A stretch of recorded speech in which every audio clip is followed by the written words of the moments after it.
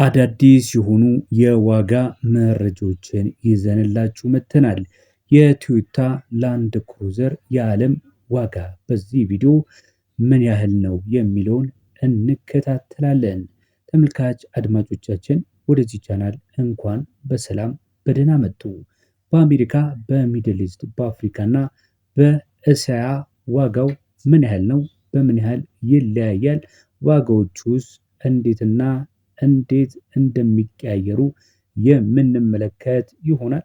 በተጨማሪም ደግሞ እነዚህን መኪናዎች ለማስመጣት የሚፈልጉ ሰዎች ምን ማድረግ እንደሚጠበቅባቸው እንዲሁ እሱንም እንመለከታለን። ታዲያ ቪዲዮውን ሲጀምሩ ላይክ ማድረግ አይረሳ። ለዚህ ዩቲዩብ ቻናል አዲስ ከሆናችሁም ቻናሉን ሰብስክራይብ በማድረግ ቤተሰብ እንድትሆኑ በትህትና እንጠይቃለን።